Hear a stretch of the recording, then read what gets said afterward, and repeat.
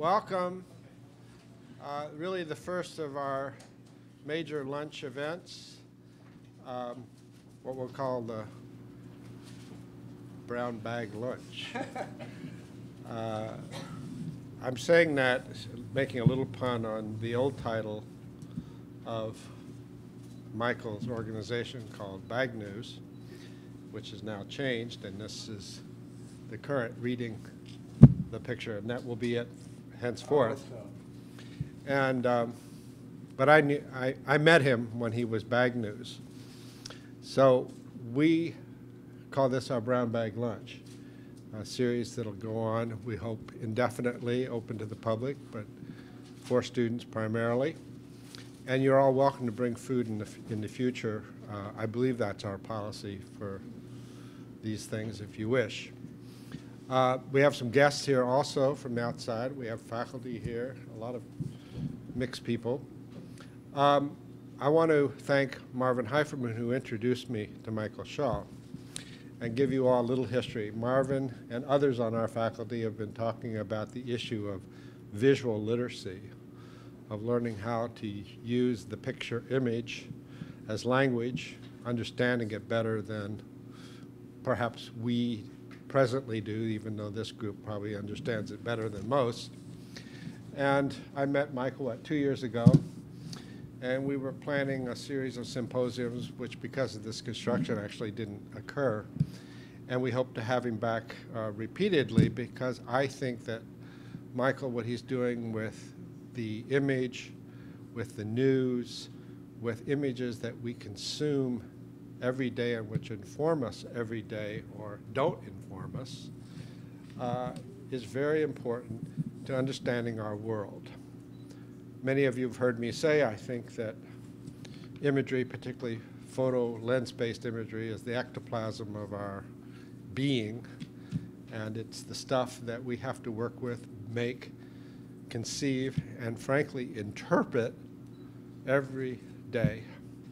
And we have very few tools to properly interpret it. And I think the great role of this younger generation is to figure out how to be the creative interpreters of all that imagery that's out there.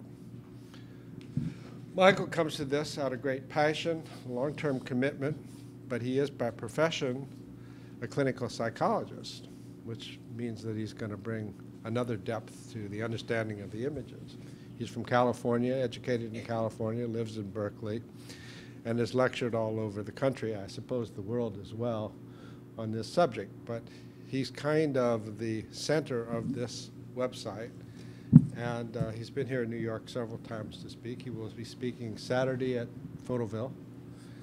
And with no further ado, I think it's up to Michael to give us the background that formulated this organization.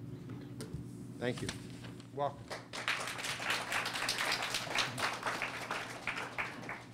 Thank you, Charles. Can everyone hear me all right in the back? Okay. As Charlie said, I'm Michael Shaw, the publisher of Reading the Pictures, a nonprofit visual and media literacy site. Launched in 2004, we're the only site analyzing news and documentary photography on a daily basis.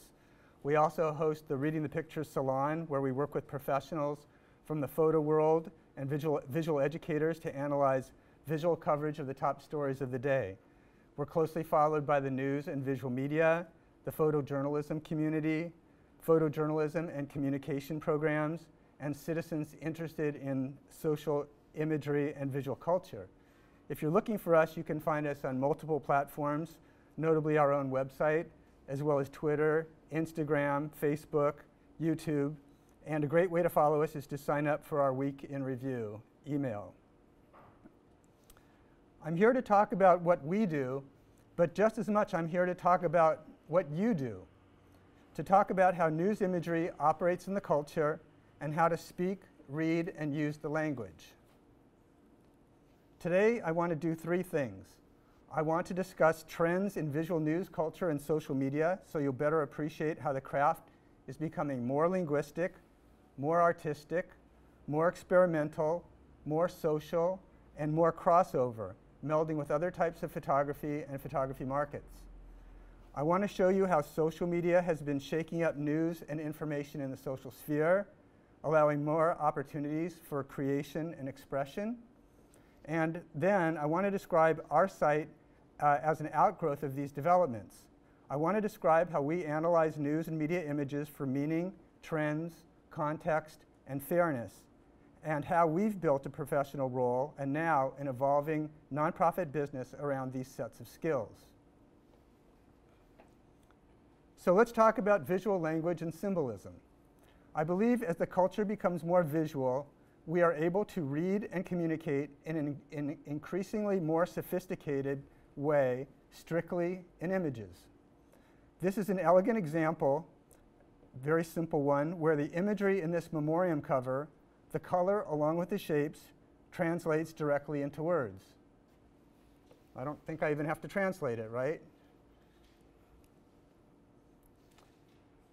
This photo by Landon Nordeman, a fashion photographer covering this year's presidential campaign for Time, by the way, there's another crossover example right there, was one of the most interesting photos that came out of the Democratic Convention. It's a brilliant illustration of exactly what we're talking about. Without using a word, it describes how conversant we are in images and symbols and how much we express our preferences this way. That everything in the culture, in fact, is subject to visual inspection, election, and judgment, and that these are primary narrative tools of how you and I communicate now. Symbolism is nothing new to photojournalism. Still, it seems photography as social language seems to be more confidently and consistently taking advantage of visual metaphor. There is powerful symbolism here in the half-naked demonstrator protesting France's attempt to strip workers and the labor movement in Paris of rights and benefits.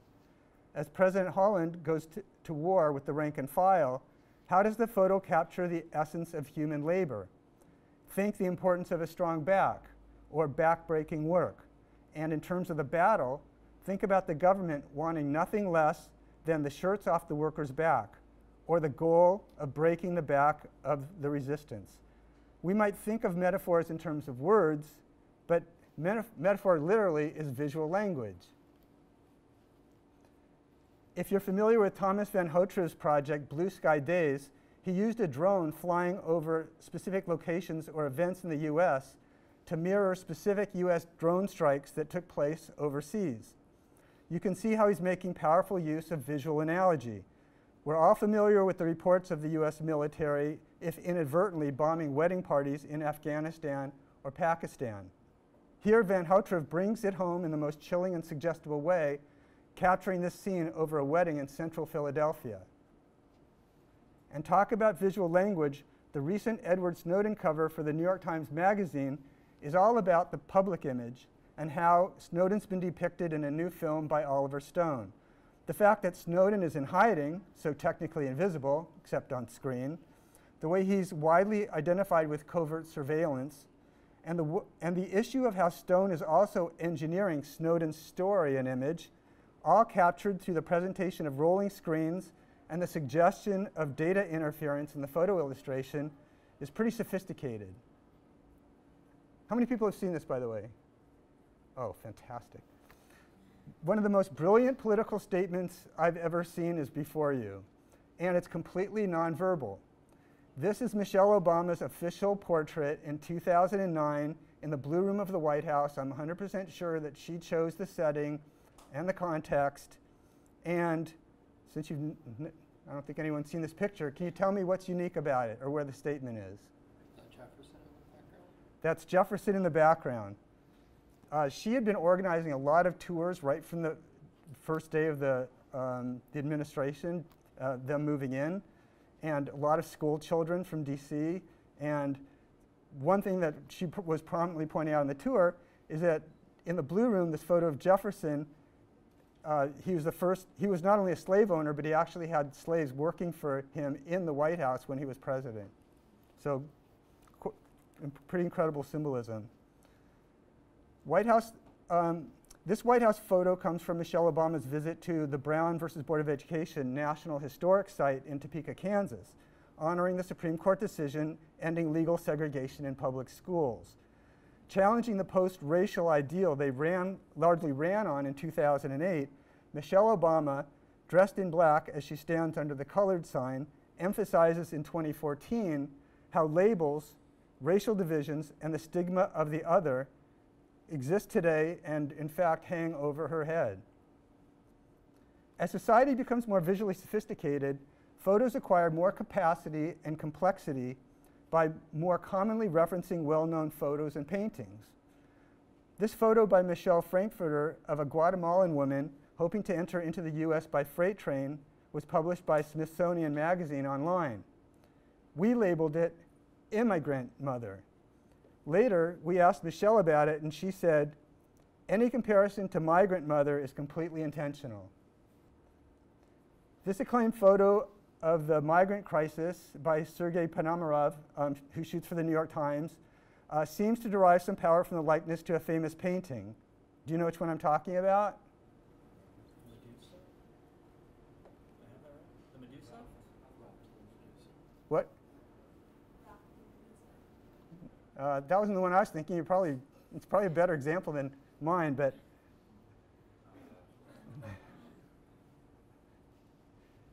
in recent years, news photography has become more artful, vivid, more colorful, and is making more use of emotional language.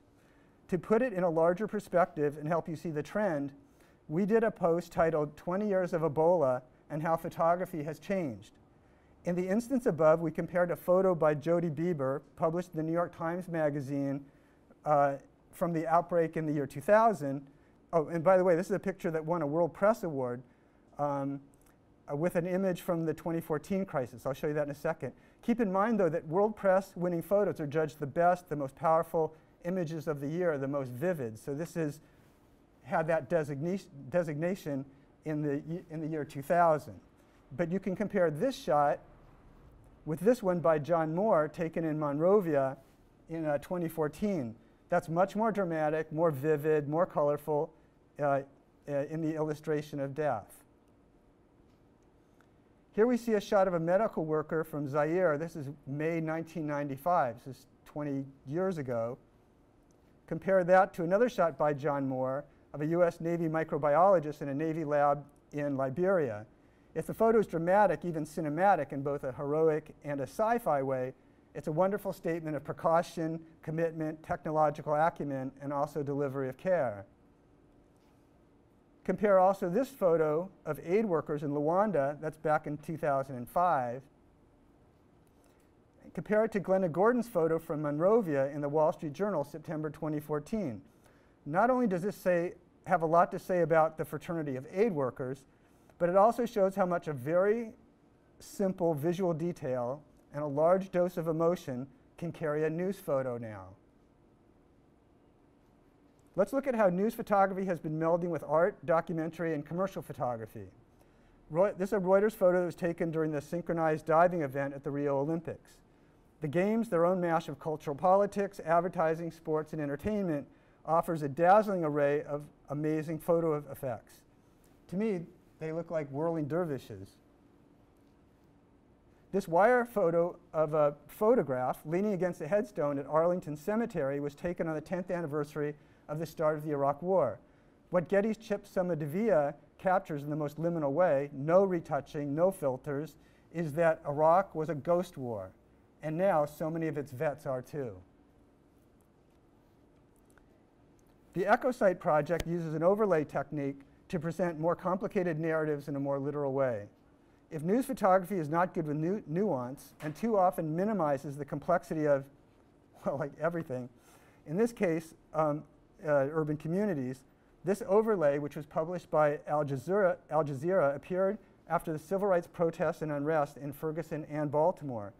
And what it does is balances the opening of a Boys and Girls Club in Ferguson with a member of a dirt bike gang tooling down the street in Baltimore during a march protesting the death of Freddie Gray.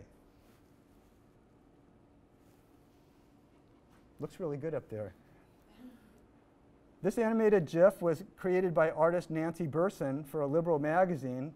All these examples of artists who are now like moving into the editorial sphere. But Burson pioneered the use of digital morphing technologies in a collaboration with researchers at MIT in the mid-70s. The title is, "What if he were black, Asian, Hispanic, Middle Eastern, Indian?" Again, it's saying a lot about Trump, race, racism, and multiculturalism with no words.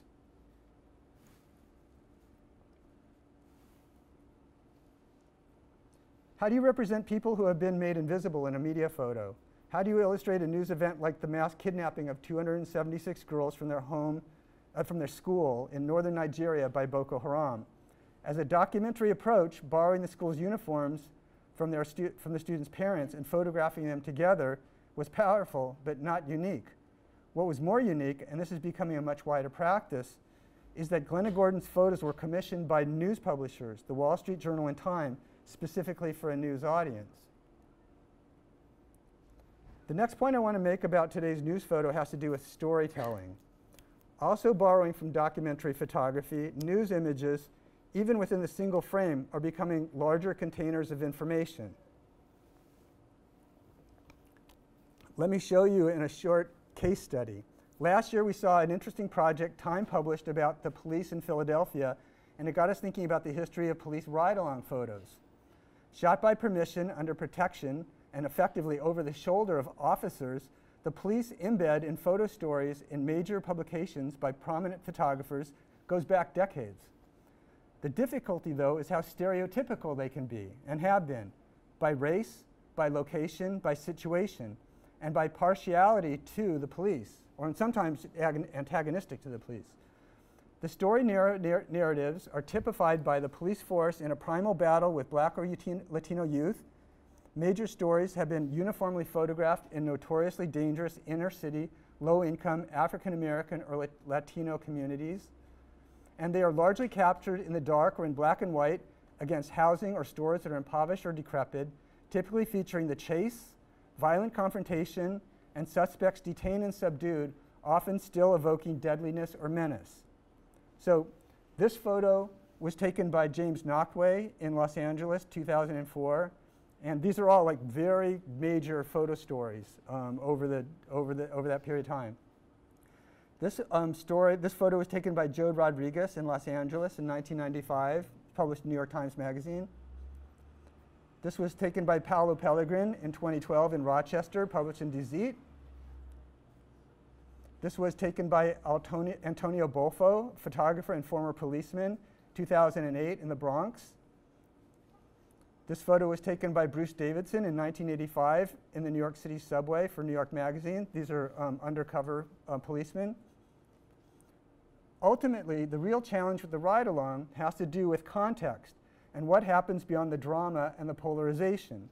What is lacking then is the fabric or the chemistry, the more daily dynamics. For that reason, I'd like to contrast these images I've shown you with several by Natalie Kesar taken in July 2015 in Philadelphia. What is Kesar doing with her ride-along images that previous stories have largely been missing? Above all, they tell stories. The photos are also dramatically routine. In contrast to other ride-along stories, the shoe never drops. If the driver may get stopped, perhaps for a nuisance reason, he doesn't get shot or arrested. In this photo, the police search this man's car and then let him go. And the photos are complex, layered, filled with concurrent action and layers of meaning. All in one picture, the mothers and families have their take on the cops, and they also have their take on the kid. And very uniquely, they hold the higher ground. Another accomplishment of the photo is that the realm of the street and the realm of the home are not separated at all.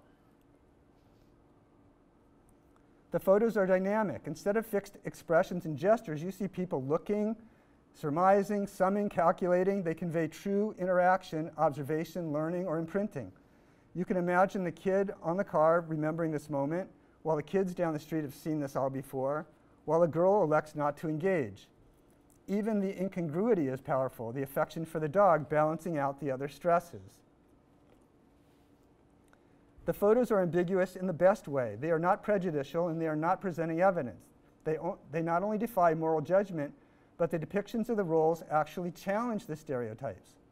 In this case, shifting from antagonists to advocates, the police respond to a call about a threatening ex-boyfriend and end up filing a report.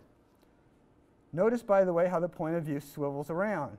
As much as we see the situation from the cop's vantage, we also see it from the ground up through the eyes of a toddler and through the perceiving eyes of the teenage girl in blue. Kesar then also levels out the power by framing out the policemen's heads.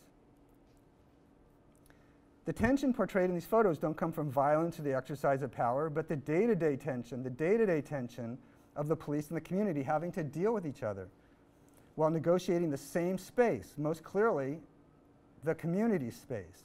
Here, a captain chats with a woman in her kitchen who called him to discuss routine problems from the abandoned house next door. The caption notes, this woman has lived in the precinct since the 50s and was one of the first black residents. If the photos are stylish, as in the officer's pose, and this is a big consideration these days, style, it's also in the service of more information. Perhaps Kesar hinting at self-reflection or second thoughts on the policeman's part. The first-year cop isolating and ostracizing the older kid on the bike because for the moment he fit the description of a shooting suspect. Also, keying off the invitation of the kid in the foreground, they urge us to read the photos for ourselves. An important element in storytelling is the ability to use time as a narrative device. Consider this horrible scene from an attack on a foreigner in Johannesburg. The fact the rock is frozen before it hits the man's face prompts us to stop time and consider what has precipitated such an act and what the consequences should be or shall be. If you've been concerned how much media images have made refugees in the massive migrant crisis look helpless and pitiful, AFP did a smart and effective thing. Taking the top picture of a Myanmar refugee on a boat off Thailand, the photographer went to Indonesia a week later to identify the refugees and photograph them again to flesh out the story and reinforce their dignity. This is actually a very unique photo. Whereas political factions rail against illegal immigrants as a security threat and for taking jobs away from European or American citizens, photographer Mark Abramson embedded himself with an undocumented Hispanic gardener to demonstrate how thoroughly Americans depend on and rely on so-called illegals. What's even more wonderful about this photo of the homeowner lying in his pool while he employs the immigrant, mostly living in legal limbo to pick up his trash, is that the Bakersfield homeowner also happens to be a policeman. Nothing has changed news, culture, politics, and photojournalism more than the impact of social media. I want to show you some examples how it has not only transformed news and cultural information in the social sphere, but has created, and this is for amateurs and freelancers just as much as news agencies, new opportunities for creation and expression and for bringing concerned photography and visual activism to the social web and into public space. And yes, nobody has used it better than the White House, as the Obamas, as visually savvy as they were already, came into the office as platforms like Twitter and Instagram were just achieving critical mass. First, let's consider the viral image. Where photo editors at newswires and major news organizations used to choose and prioritize what we see, today social media, in other words, you and I, have taken over the curation role by recirculating, well, anything that strikes us. In this case, the worldwide power and attention of the Alan Kurdi photo demonstrated the urgency of the migrant crisis.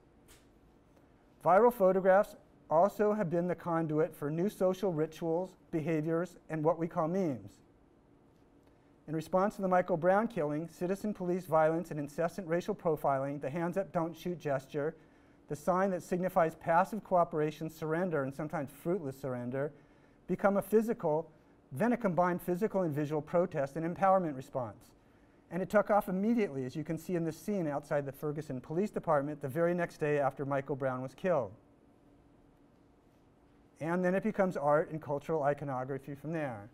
And there was actually, I could have said the exact same thing, but showed you an earlier loop where we were looking at Trayvon Martin in the hoodie and how fast that became a signature. And now, sadly, we have these events in Charlotte and Tulsa the last few days. You wonder how that loop's going to work also in terms of what how we make meaning and iconography out of the current events. This photo went viral 2 years later. In this case, the image of Aisha Evans protesting the killing of Alton Sterling in Baton Rouge is a lot more poetic. Reuters certainly had no idea this photo would explode over social media the way it did, and the reasons are a little more mysterious. I think it has a lot to do with empowerment. In the face of so much anger and rage over the killings of the armed but not threatening Sterling, as well as Philando Castile in Minnesota within days of the other event, this scene has an almost supernatural quality. It appears like Evans, in the most dignified state, somehow turns the onrushing kinetic riot cops into stone. Think of the phrase, "I am a man," or in this incarnation, "I am a woman." Call it a remarkable vision of poise and rootedness. Evans is as rooted as that tree. Thinking again about Tomas van Houtre's drone project, the artist J.R., now well known for his massive outdoor humanitarian photo displays, created this giant earth portrait in a heavily bombed region of Pakistan where drone attacks regularly occur. It's specifically designed to be seen by Western drone pilots. Here, portraiture, installation art, and visual activism literally reframe and reface a war zone. Another photo activist organization to keep your eye on is Disturb, a co-op of top-flight photojournalists. They have been posting conflict photography in well-trafficked spots, mostly safe and often well-off ones, in cities all around the world. In this picture brought the Syrian army's use of chemical weapons in Damascus to the streets of Paris. With social media also comes growing visual independence and people taking back their own image. That's a massive challenge, though, when Western media still controls so much web share and mind share in shaping our political and cultural perception of things. But there's hope there. For example, tens of thousands of refugees coming to Europe have cell phones with cameras on them. So why is their plight filtered and narrated to us by Western photojournalists in such gorgeous scenes of weakness and helplessness, the journalists clustered in packs on the shores of Kos or Lesbos? To understand what I mean, compare these photos. These are from Lesbos by the acclaimed Western photographer James Nachtwey. Another, and this one. Contrast those with this photo being offered like a specimen here, right? This photo, published by Time, was taken by photographer Ayad Abu Qasim, himself a Syrian refugee, photographer and refugee, who escaped from Damascus to Europe in the summer of 2015, crossing to Greece by boat. It's a wonderful commentary on the Western photographers, though, lying in wait to photograph all these incoming migrants and how their use as media fodder is not lost on the so-called anonymous. As Ayad wrote, "The scene on the beach was my first welcome to Europe. I framed the shot to look like the behind the scenes of a film or even a cheesy advertising of us. Even before starting my journey, I knew I was going to take this picture. It seemed so obvious to me." Given the number of artful boat landing pics I've seen just this week, more obvious to him than to us, for sure. Now let's turn to reading the pictures to better understand how we analyze news and media images for meaning, trends, context, and fairness. And while I'm doing that, I hope you'll also consider what we're about in terms of the opportunity out there for all of you to build a role and a niche in the information landscape around your own vision and craft with pixels. Simply put, our goal is visual and media literacy, to help people see and read cultural, media, and political images, focusing on headlines, major social and political events, or important social issues. We spend a lot of time looking at the media depiction of race, ethnicity, gender, religion, class, for better and for worse.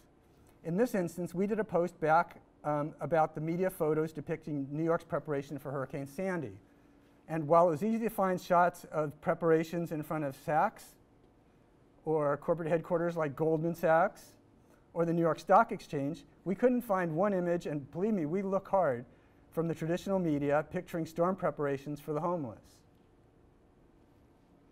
This photo from Vanity Fair, a profile of MSNBC's Morning Joe hosts Mika Brzezinski and Joe Scarborough, is a classic example of sexism. Ostensibly an equal team, Scarborough is first among equals, and Brzezinski looks like a stripper doing a table dance. The Atlantic's Liz Mundy, by the way, notes the importance of erotic capital for women in broadcast journalism, so I imagine she accrued quite a lot of capital from this photo. This recent news photo of black female West Point cadets raising their fists parallels the famous cadet image known as the Old Corps photo. It created a storm on social media, many, including the New York Times, equating the gesture with Black Lives Matter. In the article, though, a West Point graduate and mentor to many of the women in the photo said it was more a statement of unity, pride, and sisterhood. But all of us know that cadets are not robots, and the beauty of photography is that it can mean both and neither at the same time. I'd call this a mirror of the times. Critique aside, we're constantly recognizing images that create a more balanced depiction and goes against type or stereotype. Taken from Nat Geo, National Geographic, this photo from Flint by photographer Wayne Lawrence depicts 3 kids picking up clean drinking water. Kids who, if not for the skin color, could be seen as kids from elite private schools returning home to Park Avenue. Here we see a married couple, the photo also referencing the American flag, enjoying a moment of bliss at an International Gay Rodeo Association event in Little Rock. Earlier, I talked about visual democracy and the importance of people, especially outside the West, taking back their images. That's why a feed like Everyday Africa, the Instagram site, and the related visual sites are so vital. Given the number of photos we see in American news photo galleries equating the African continent with poverty and primitivism. Here we see a family shopping in a supermarket in Kinshasa, Democratic Republic of the Congo. This photo by the photographer Ruddy Roy, and I highly recommend you follow him if you're not already on Instagram, was published by the Time Instagram site following the police shooting of Alton Sterling in Baton Rouge. The photo counter-programs so many media pictures of protest, vandalism, and violence. The man is cooking food for people who congregated every day at the SSS Food Mart where the shooting took place. What's particularly interesting is how fire, a notorious symbol of social unrest, here instead stands for support and caretaking. Again, conditioned as we are to think of the Syrian refugee camp in Jordan in terms of misery and squalor, this is an extraordinary photograph by Alexandra Fazina from Noor. It depicts an 18-year-old Syrian bride in the Zatari camp's hair salon preparing to be wed that day as a refugee. We're also concerned with context, and particularly the balance between information and drama in a news photo. And you'll hear us, if you follow the site, use the term infotainment a lot. Too often what we see in a news photo is the sensationalism, the spectacle, shock, horror, overwhelming the actual news. What makes a great news image today, as we see it, and any strong social image actually, is that the picture lends all its muscle to the informational value. Did that happen in the incredible photos coming out of the Ukraine uprising in Kiev Square in January 2014 that led to the overthrow of the pro-Russian government? In a situation that might not be that politically relevant or familiar to American news consumers, it seemed like these photos were more about the spectacle, evoking medieval times, or in this photo, Middle-earth, science fiction, or even the famous Apple 1984 commercial. But what about this one? The question for us is, how much does this photo shock and intrigue in a little bit of a freaky way, the Vatican being a huge and highly skilled PR machine, as opposed to how much does the impact lend itself to the appreciation that this more humble and socially minded Jesuit Pope is that comfortable and determined to engage the most afflicted. We're interested in a photo as propaganda, PR, political spin, and how news and social images can become overtly commercial. This screenshot is from a series of Vice videos in which they embedded with ISIS. Refusing to disclose the terms of the arrangement, the question about the imagery is the documentary value versus the promotion of Vice and the ISIS brand, the terror organization being extremely media savvy, or at least they were at that time. Starting from the first days of the administration, using its own photographers and its own social media, the administration has been able to control access, photo access, while providing entrancing, profound, and supposedly candid photos to an appreciative media to such an extent that today the public hardly distinguishes between photos taken of the president by professional, independent journalists and photos 100% produced by the White House. In publishing this photo of Obama mirroring Rosa Parks on that same bus at the Henry Ford Museum, that's the context for the photo, sorry. What most of the media let slip by, though, when this photo circulated everywhere, was the fact that there was not even, in this not even candid moment, captured that there was no press involved. There was no independent media. In fact, it was a White House photo completely formulated and composed during an Obama campaign fundraiser. Well, you'll see members of the photo press were having to stand over on the side. This photo was very hard to find, by the way. The other one wasn't. This photo by Annie Leibovitz for Vogue, using the Hurricane Sandy disaster and a celebration of New York's finest first responders to also promote New York's other finest, its fashion designers and Fashion Week. In our minds, anyway, we saw this turning editorial photography into commercial art. We called it the commodification of disaster.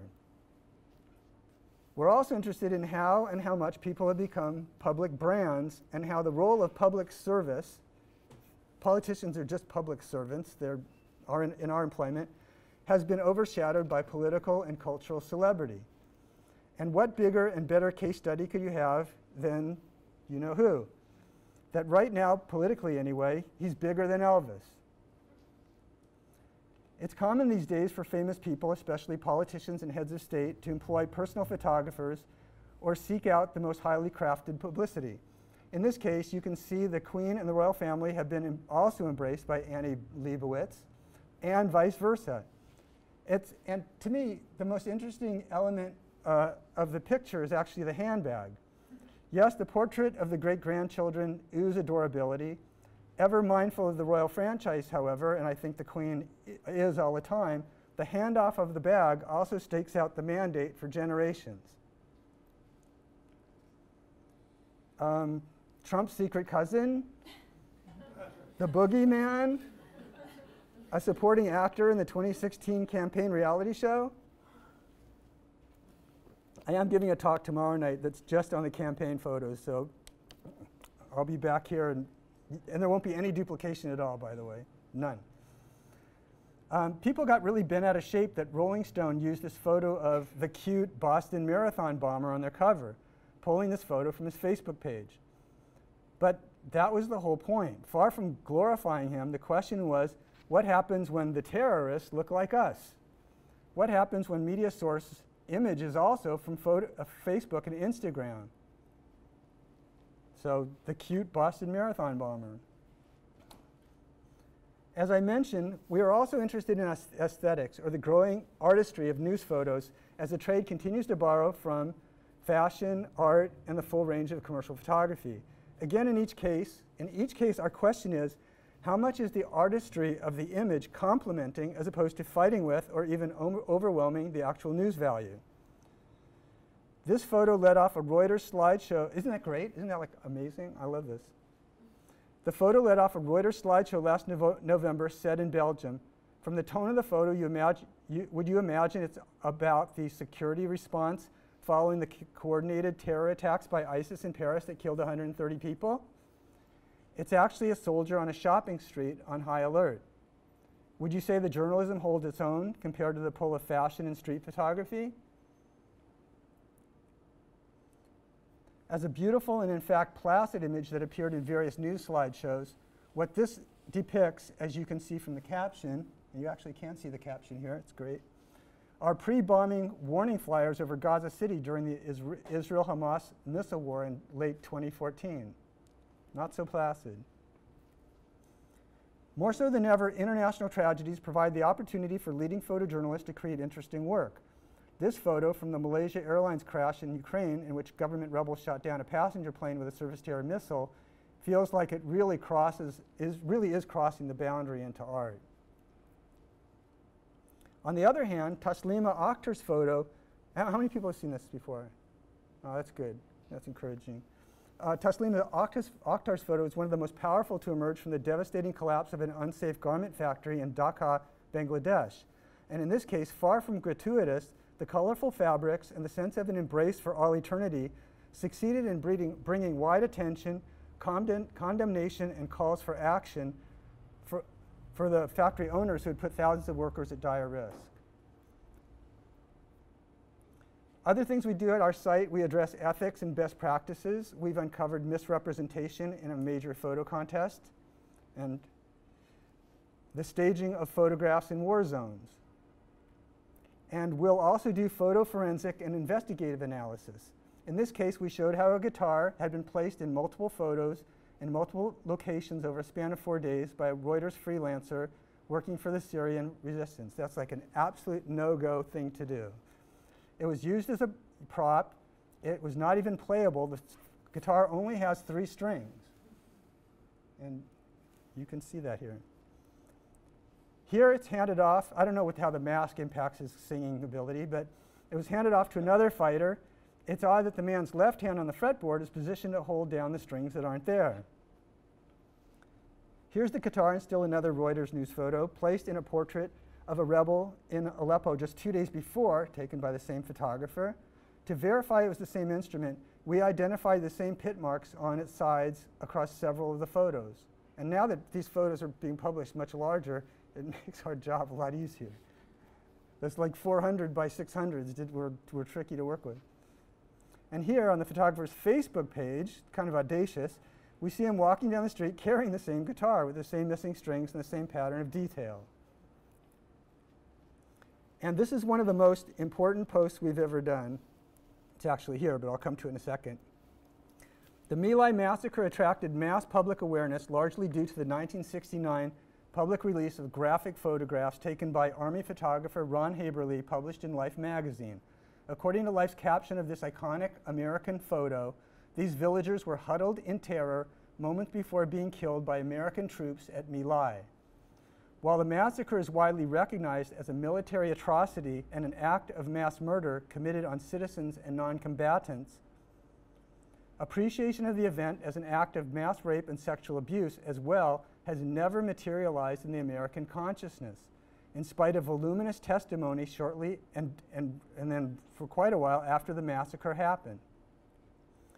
Based on research by Valerie Weiskamp, a PhD candidate in rhetoric and public culture at Indiana U, we linked the testimony to the famous photo in order to ask the question, how come everybody knows about the Napalm Girl, but no one knows or speaks of the Black Blouse Girl?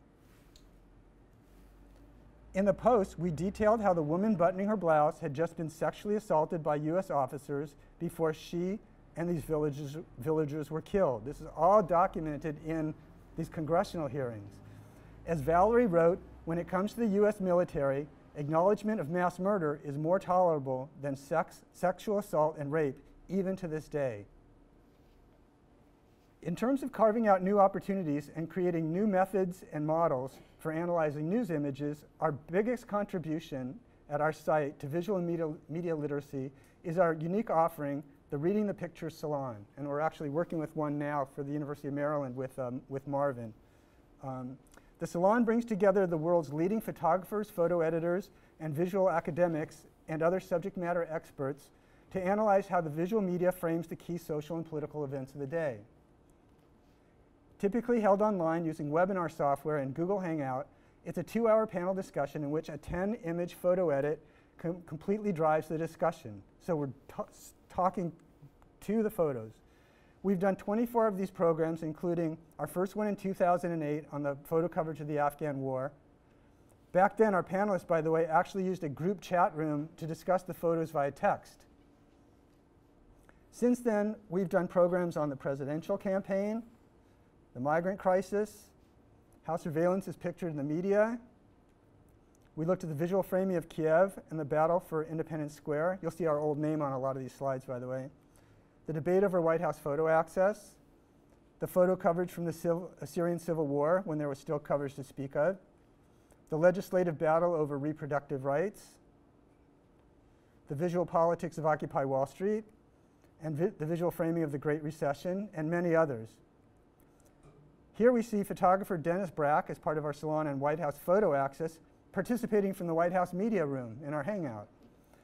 To get and by the way, that is not a very fancy setup they've got there. You should know. I guess it's taxpayer paid.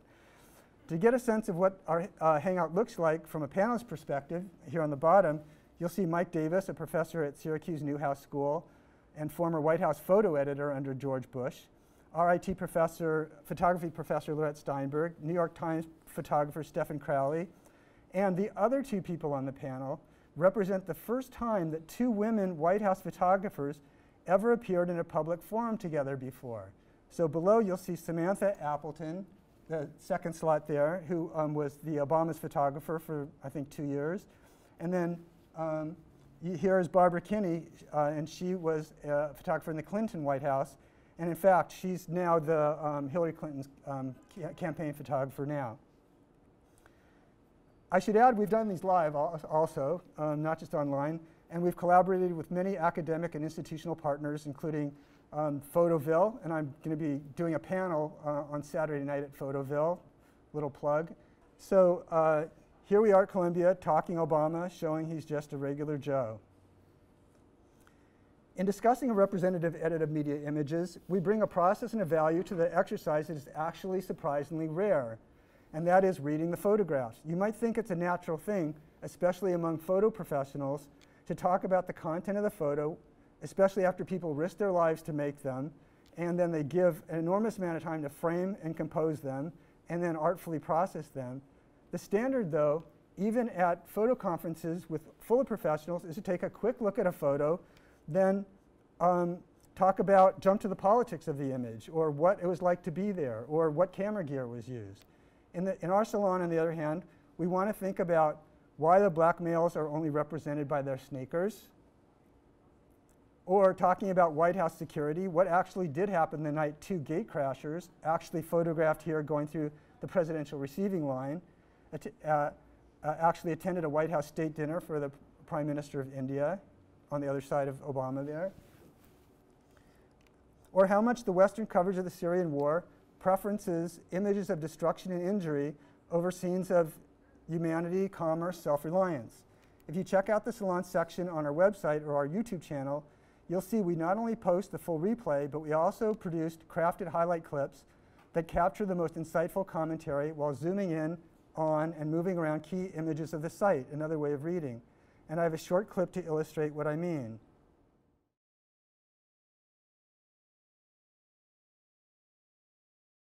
This is a news service photo from Reuters made last September, and this was in the context of Hungary and border issues.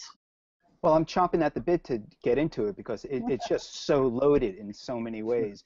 For one, I think it's an extraordinary picture, just the way space is being used and how much information is here, and clearly with the reporters in the background just covering this, one very nonchalantly, one on the run.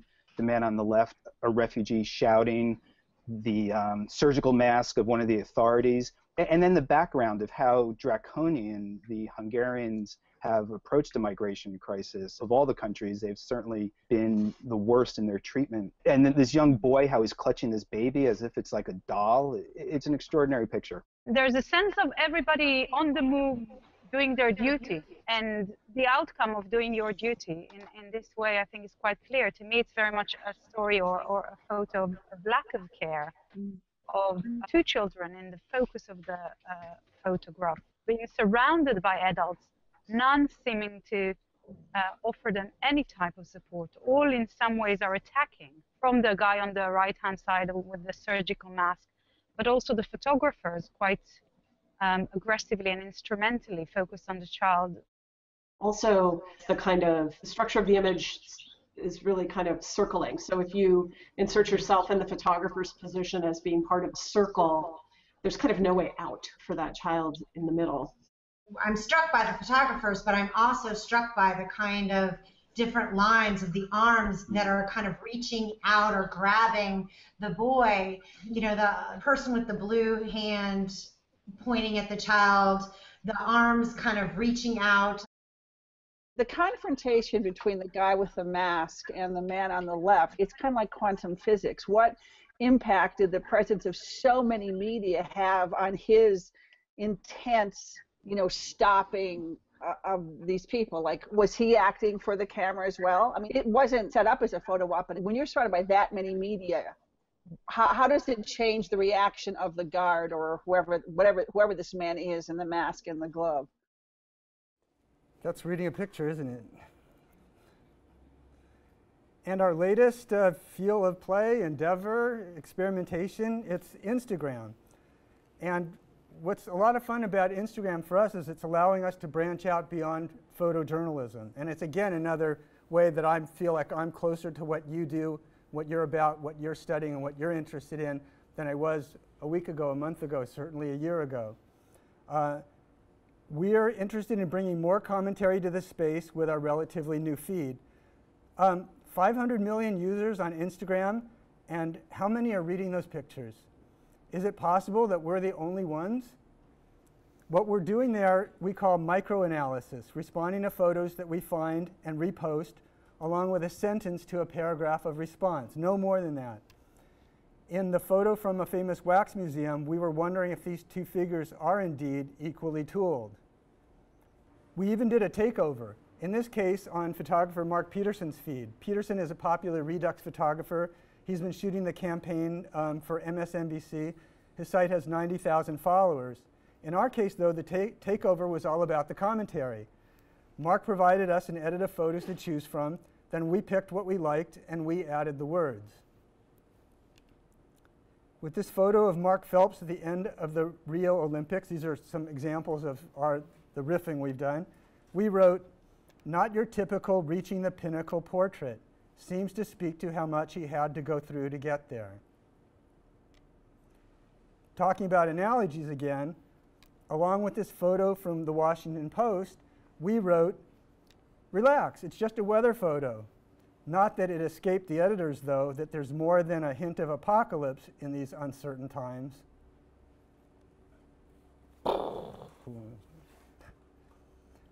The original photo by photographer Matt Black from his ongoing project, The Geography of Poverty, and if you're not familiar with his work, I recommend that very highly also.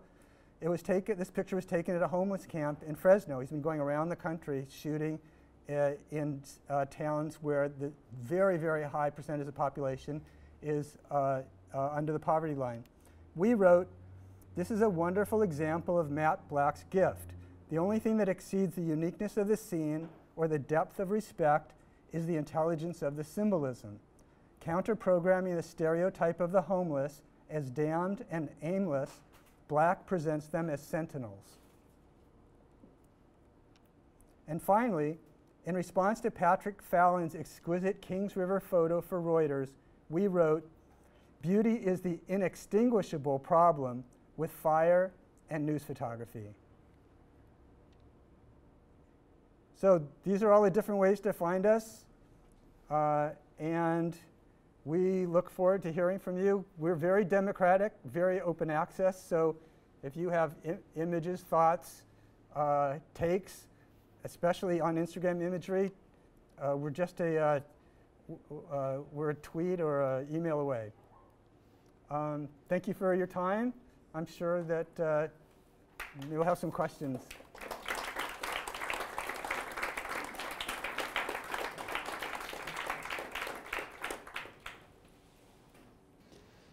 You said at one point that the readings that you're doing are fairly common and you would expect them to be common.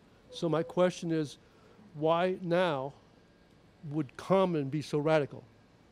So radical? Yeah.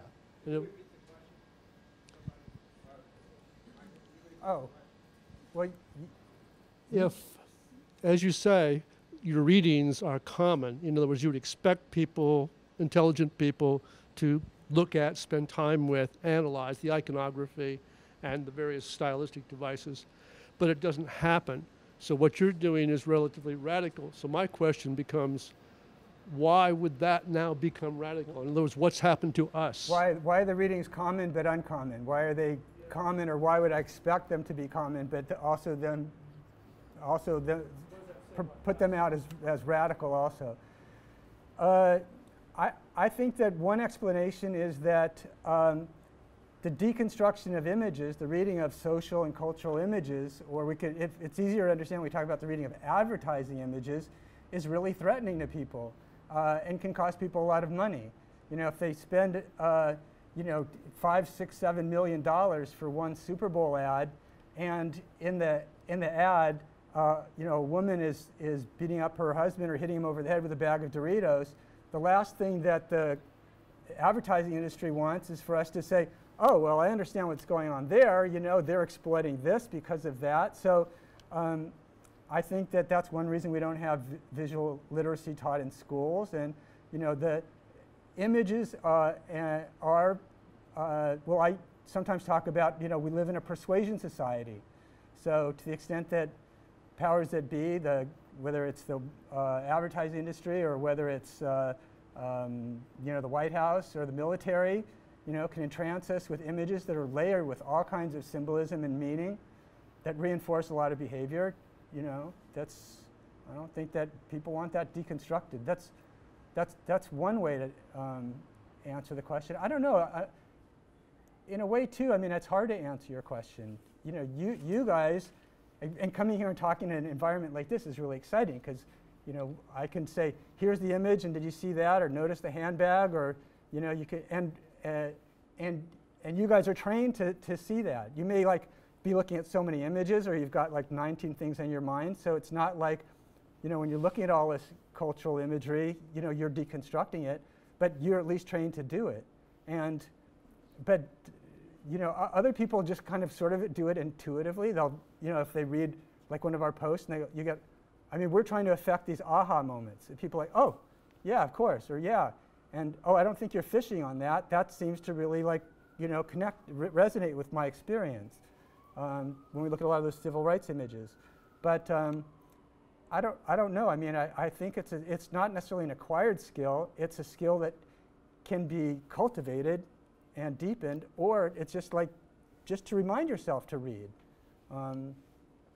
So it's a big question.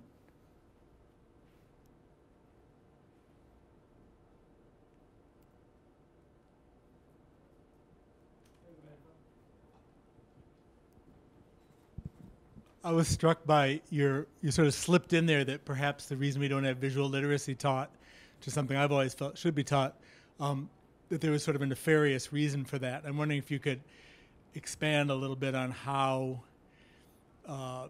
articulated you think that reason is. I mean, is it something that is actually fought against, or is it just sort of circumstantial that there isn't that because it goes against cultural codes?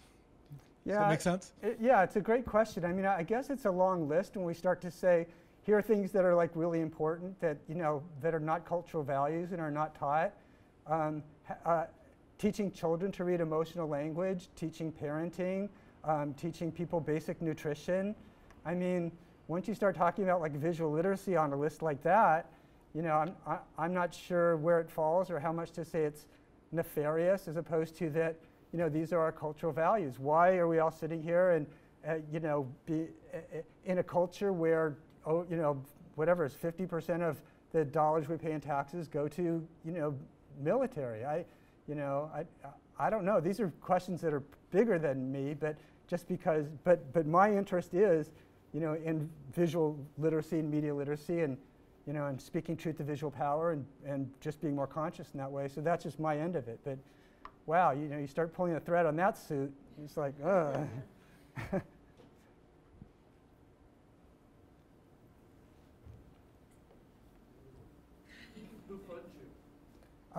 We actually just became a 501c3, so we're pursuing grant money. We have some advertising revenue from our website.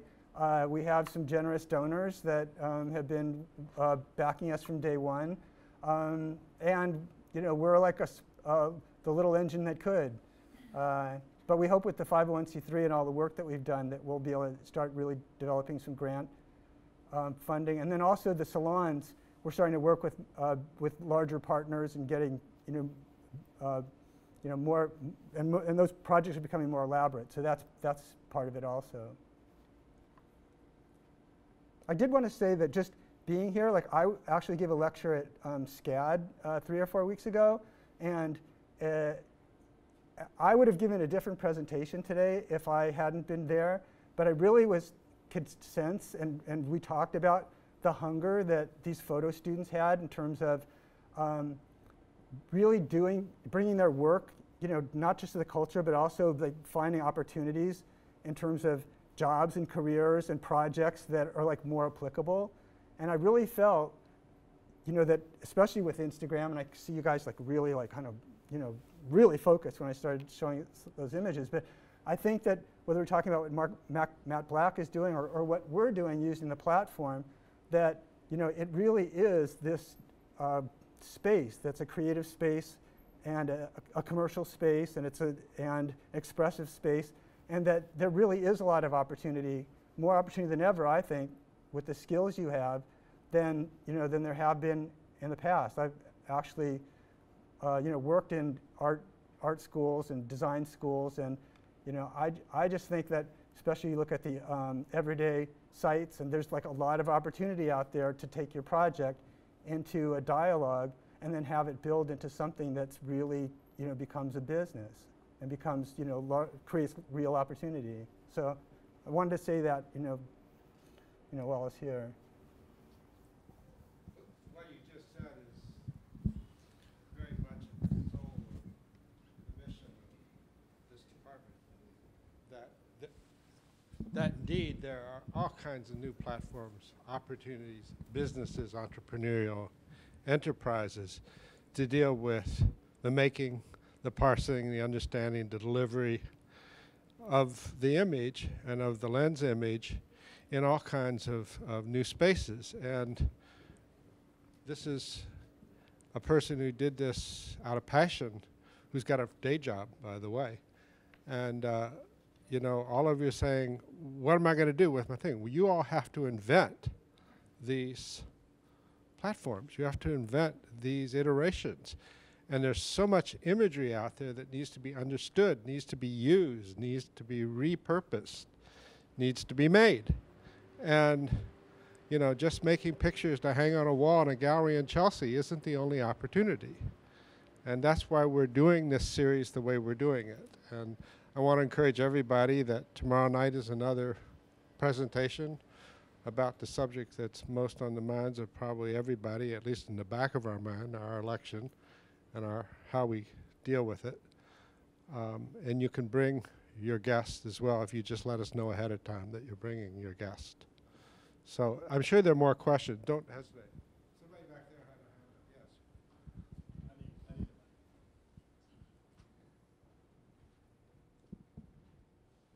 Yes. I'm not so sure if this is strictly a question, but it's a feeling that I've had. I feel is more the biggest challenge about understanding imagery. Are you able to hear me? Yes, yes. Okay, I think one of the biggest challenge for this generation is the apathy. I feel that compared to words, imagery has this certain amount of a seductive hook to it that satisfies us enough that doesn't require us to kind of go beyond that seduction, because I'm looking at this picture, it looks nice, and I have maybe 5 seconds of attention span, and it satisfies that 5 seconds. I'm ready to move on. Whereas prior to this, let's say 20, 25 years ago, where I had to read the whole article in the New York Times or the Post or something like that, I'm forced to read it for like 20 minutes before coming to a conclusion. But now with imagery increasingly replacing words as communication, part of me had been trained to look at it fast, to be satisfied faster, and then not be required to kind of look deeper into it. And I'm at that age where I see that transition. I didn't grow up texting. It took me 3 years before texting. I mean, that was like a big thing for me. I couldn't figure out why people like to text. So what I see now with Instagram and things like that, I mean, my eyes are totally fulfilled, but yet now I have no more energy left to pause anything else. I'm ready to see the next picture. So part of it is that we're training ourselves as producers of images to have less and less attention span. So to me, the biggest challenge now is apathy. As creators, how do we break that apathy? How do we create this experience as image visual creators to factor that into the things that we make? So I'm not sure if this is a question or a statement, but feel free to talk about that. I think it's a really interesting question. I guess I'm going to date myself a little bit, in the answer, because not just because of my age, but also the fact that I've been looking at hundreds of pictures a day for the last 12 years, and also watching how the environment has changed and these platforms have come into existence, to see how the information moves around. And I actually completely disagree with this idea of apathy. I think what's amazing to me, and also again, using what we've done as an example, 8 years ago, 5 years ago, things were very serial. Things were, we were dealing with news photos. The ability to meet people and communicate these ideas was done, at these serial events, that would happen over, at these different intervals of time. The fact that now, you can have these things happen, in a matter of eight hours, and this happens at the end of the week. It may not be that efficient, and where you're coming at the world and your practice, let's say, might not be clarified enough at this point in terms of how you're putting things together, and then having interchange and dialogue and feedback. But I think that the way things are working now have an efficiency that are extraordinary. I mean, we can now put something out, get reply, the way that you see the culture replying to things, doing that on a purely visual level. I mean, it is actually stunning to me that I didn't have to say the term purple rain when I put that picture up there. Of course, you're art students, so, and again, that's a very simple example, but still, I think things are getting really efficient and really robust, in terms of visual life out there, and cultural life and political life. But you do have to find your way to enter and process it. You had a question. I was just, it might be a little bit too big, but I was just wondering if you could expand on that idea you had mentioned of persuasion. Oh, if you could expand, I forget the exact term you had used, culture of persuasion, I think it was. Is there any chance you could expand on that, or is that too big of an idea for a 45-second Q&A? Well, maybe there's a better example. Oh, yeah, he was asking if I could expound on the idea of persuasion, persuasion society. What's really funny is that the word propaganda has disappeared. And now it's all about, we live in a marketing culture, and there's a whole lot of things I can't lecture on anymore, because what struck me as being offensive, where you had this kind of crossover between, or this co-option of something in the culture and something that was commercial, is now everybody buys it. I just saw that movie Sully, and there's the guy doing the little riff on the Snickers bar, and it was 8 years ago, 5 years ago, where I was like, if I saw that kind of product placement, I would this is bullshit, So the way that now commercialism has ingrained itself into the cultural narrative and all these other whether it's politics or gender or and health and education, everything's sponsored by this person and that person. And you were talking about Photoville earlier. Actually, we were talking before. What's great about Photoville is that Sam and Laura will not take corporate money, to make that thing huge. It's already the biggest photo festival in the United States, but they beg, borrow, and steal to put it on, because they're not going to be sponsored by Nikon, Canon, this one and that, because what happens? Then those guys want to have their photographers in, and then we start talking about they're choosing their photographers that are doing the consciousness work. Okay, so that's good, but that's also then you've got a compromise where, these strands are pulled together commercially, as opposed to, having this more real autonomy. I don't think real autonomy exists anymore, and that's why I think Instagram, on the one hand, is very cool and potentially powerful, and you have the everyday sites and all of that. But at the same time, 4 months ago, Instagram sponsored, took 5 of their leading photographers who are have hundreds of thousands of followers, very highly respected photojournalists, and they had them all shoot Fleet Week. And so there they are, basically creating a commercial for the US military, being on the USS Bataan, creating this extraordinarily amazing, gorgeous photo that their hundreds and thousands of followers are digesting and don't understand that this was, you know, something that was brokered. And nobody paid any money. That's what was really amazing. That just like blew my mind.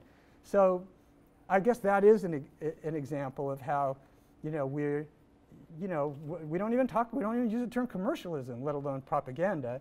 It's just marketing. So with it's that, Trump's the perfect, you know, he's the embodiment of this. yeah, all the free coverage just from his behaviors and his comments and yeah, and but he says his credential is that he's really good at that. I mean, that like is terrifying. But we value that. People value that because, you know, that's kind of how the culture is operating.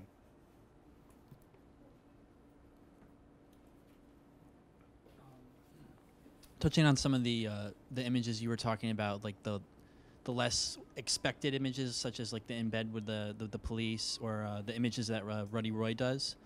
Like I follow Ruddy Roy, and initially when I was first told about him, and I glanced on Instagram, and you know, at first it wasn't those images that you typically see on the front page of of newspapers, and you know, it took me a second to investigate a little bit further, and I'm glad that I did, because now I enjoy his work a whole lot more. But talking about the future, like photographers that want to capture images like that, of like the real behind the scenes things, not just what's expected, like who is the audience that we're trying to get with that? And you know, because right now I feel like it's smaller circles of people that are more invested in photography, but like how do we in the future expand on that more to like build that audience? Because you know, with my own work, I'm trying to like be more well-rounded in the images that I make. I'm not trying to just get those like, oh, this is the action shot, or like, oh, this is, you know. But at the same time, I want that work to be seen and appreciated, and not just like, oh, I don't, you know, what's happening in this one, you know. So you're asking that doing something that's unique, something that maybe isn't to like kind of identify with style and form, doing something really, having a unique vision, how do you find an audience for it? I guess like, well, let me put it this way, like making those kinds of images, you know, and I'd like to, you know, hopefully I'll get better at it. And I have like an Instagram feed, and, you know, some people follow, but like who's gonna want those images? Because the newspaper's not gonna want them, because they can't throw them on the front page. And, you know, photojournalism's in traditional print form is on the decline, and I'm just wondering, you know, it's an uneasy feeling going into this, and like what the future is going to be, just with like the instant gratification that we have. And I mean, I love Instagram, but at the same time, it's kind of like a double-edged sword. Yeah, you know, an analogy might be to the political campaign too. I think what happened was 4 years ago, or I guess 8 years ago, there was an unknown guy running for the presidency, wasn't really known. There was so much dirt that was out there in terms of him not being American and not being, and he was running against John McCain. I think what happens is the American people got the sense of this guy's character, you know, and they felt like one guy's really erratic and the other guy, you know, there was a vibe that came through. Family man, steady, stable, country's in a complete free fall. I think that I trust the audience and the visual consumer to that kind of degree also. So I don't know, when you're talking about finding an audience, I think that's less important a concern. And that may sound insane, you sitting there and being where you are and me standing here, but at the same time, I think that in terms of the visual economy and in terms of the compassion spectrum, I think if you're creating something that is, you know, because that's what you guys do, that's what we're all about, is how's like one different way or another way to say the same thing that's been said 1 trillion times. And, you know, this is really incredible. You know, it's taking these tropes and flipping it completely. And I think if you can do that and develop the ability to do that and start to do it more consistently And of course, you do have to network, and because we are in this persuasion thing and the marketing, you have to do that. But if you've got the vision, then I think it's going to find an audience, and I think that audience is going to grow. I just completely believe that 100%.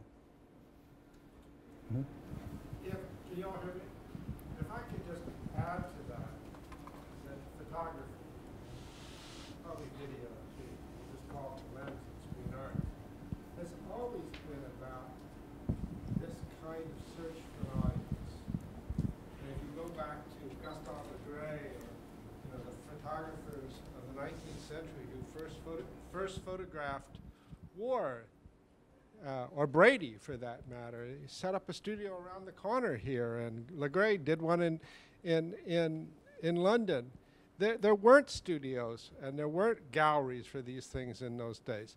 And the whole history of photography from Stieglitz forward is about the image maker also being the curator, the entrepreneur, the interlocutor, the editor, the so on and so forth, to create the audience for something that person believed in as a means of communication and a means of creative position. And so I don't think it's really that different today for many of you.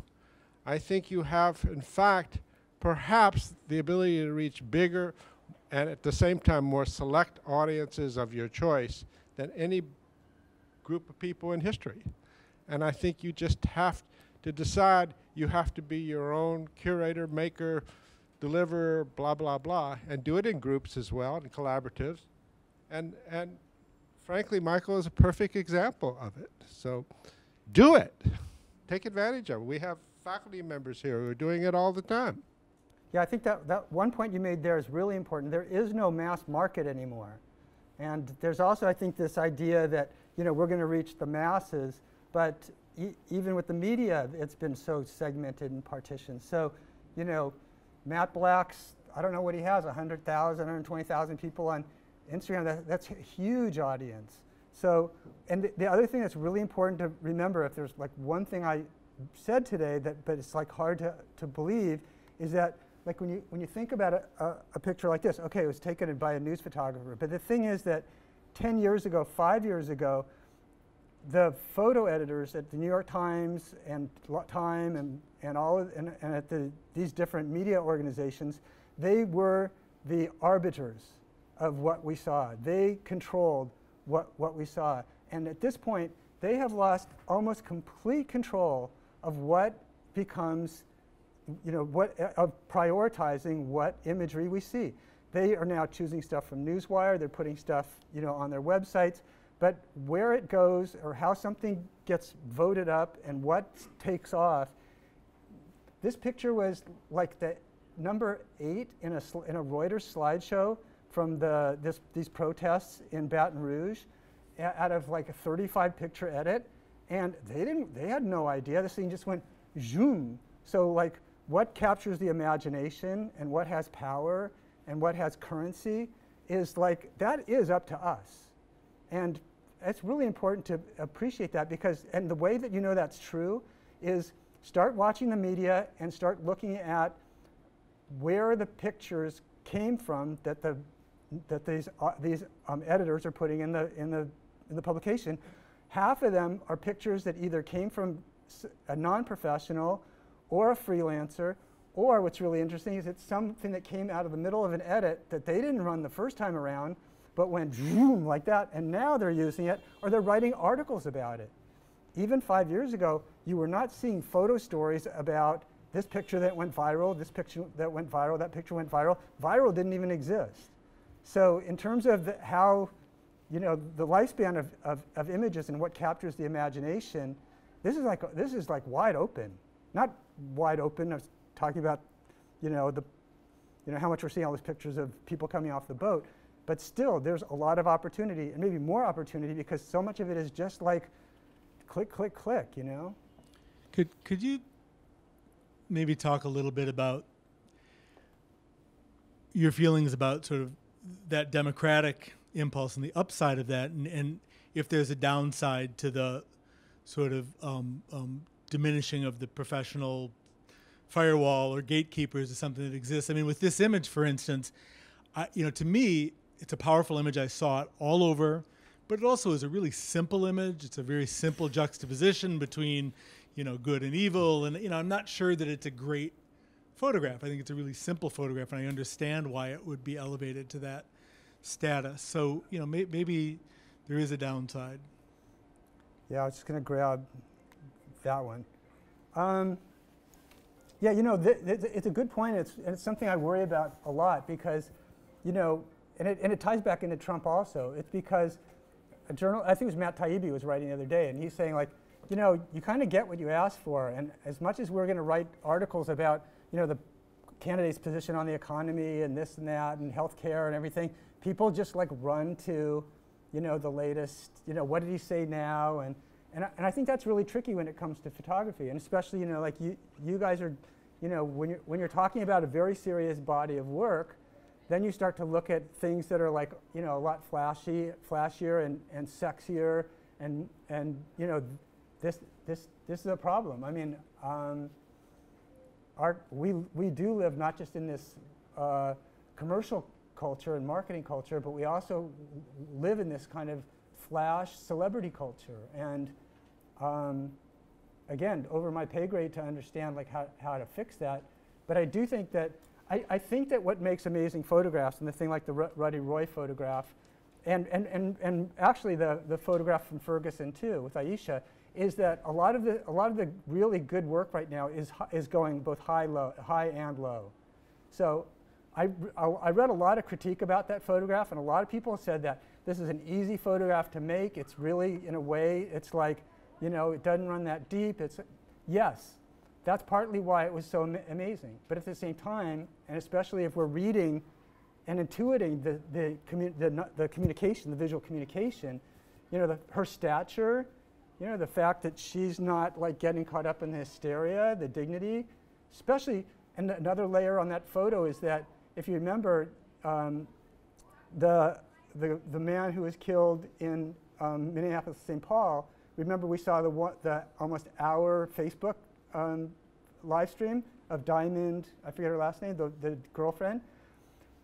If she hadn't have done that, I'm not sure we would have seen that picture go viral, because in some ways she was channeling something that we just had experienced, was this extraordinary poise and dignity when while her boyfriend's being killed. So I think amazing photography is both going high and low today, and I don't think we should apologize for either end. I think we have to stop it. But this has been terrific to be continued again. I want to thank Michael for his work, his insight, his inspiration, and hopefully we can all contribute further to this dialogue in many different ways. Thank you all. Thank you.